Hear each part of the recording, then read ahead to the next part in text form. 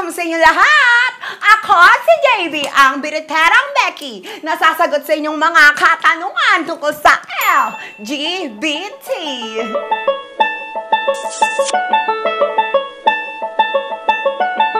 Welcome sa Becky Taktakan, the Cooking Edition! Maraming salamat po sa inyo lahat sa pagsuporta niyo sa Becky Taktakan, na ngayon ay umaabot na sa 211,000 views! Oh my God! I don't feel any pressure right now. Nag-level up na po tayo, kaya may microphone na ako dito, oh. Maraming salamat din po sa pagsuporta sa amin ni Kangkong.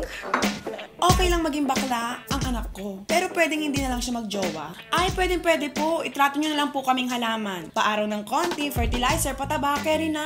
Ako nga po gustong magpakasal sa Kangkong eh. Kangkong, dito ka muna ha. Magluluto lang ako.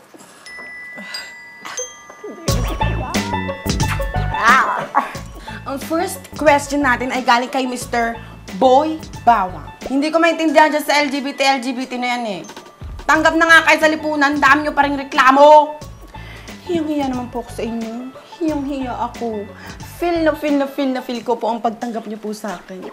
Opo, tama po kayo. Tanggap na po kami. Pag ako dumadaan sa kalsada at binuto mo akong itlog, okay lang sa akin yun. Sumisigaw ako ng thank you. Tapos gumagawa akong lechop yan. Kapag ako binuto mo ako ng kamatis, gagawa kita ng homemade ketchup. Pag ako binuto mo ako ng krus, magpapasalamat ako kay Lord sa taas-taas.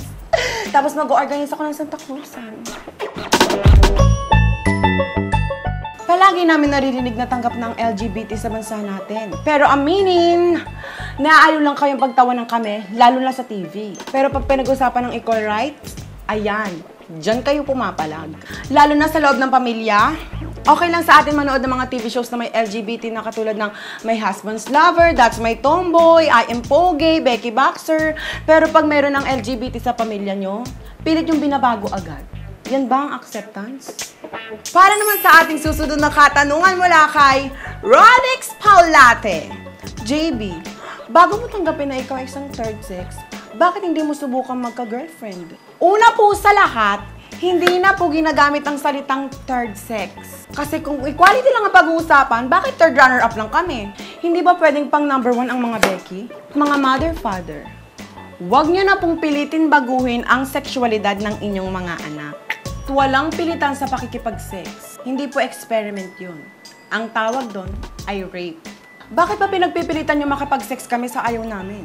Ayon nga sa matatanda, aanig pa ang damo kung unicorn naman ang anak mo.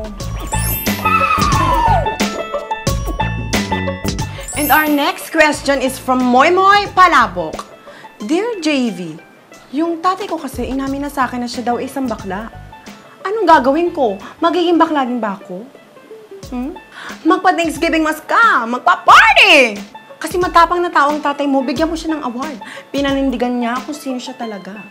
Ayon sa Department of Health, 5% ang tinatawag ng men who have sex with men ang kasal. I'm sure hindi pa lahat kasama dyan. Hindi problema na Becky ang tatay mo. May mga bagay lang talaga na hindi natin sinasadya. Wala naman nagbago. Tatay mo pa rin siya.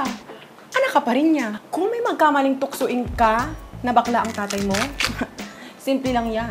Tignan mo sila mula ulo hanggang paa.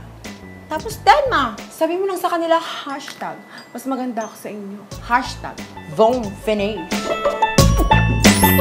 Hi JB, ang co-parents ko kasi sa PTA ay parehas babae. Ilalayo ko bang anak ko sa kanila? Ay, huwag na po. Kami na po ang kusang lalayo para po sa inyo. Nakakahiya naman po at mahirap na. Baka lumaki po kaming kagaya nyo, di ba? Marami natatakot sa gay adoption. But actually, sa Australia, may research tungkol dyan. Ayon sa research, walang pinagkaiba ang same-sex parents sa heterosexual parent. Actually, mas healthy pa ang anak ng same-sex parent. Kaya nga po gusto ko magbigay ng mensahe para po kay Mr. President. Gusto ko po paglaki ko, magkaroon po ako ng isang magandang pamilya. Wala naman pong kinalaman ng sexualidad sa pagpaparog at pagpapalaki ng bata, di ba? Hindi, kumain ka na. Worry ako sa'yo.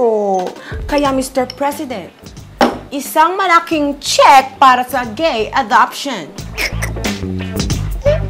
So final part portion ng ating Becky Taktakan, magbibigay po tayo ng Ligwak Award para sa mga negastar na nagbibigay ng hagad sa buhay ng mga LGBTs. At ang ating kauna-unahang Ligwak Award ay walang iba kundi ang mga nambubuli sa school at kalsada, yung mga nambabato ng kamatis, itlog at krus.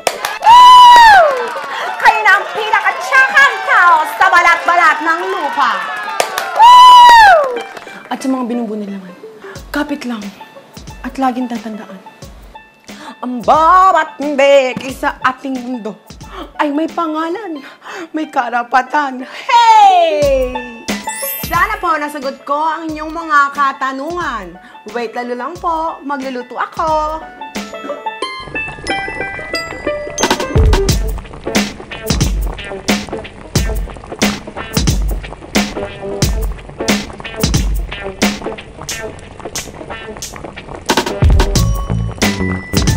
There can be miracle when you believe. Ayan! Tapos na po ang ating lutuin. Happy Fiesta!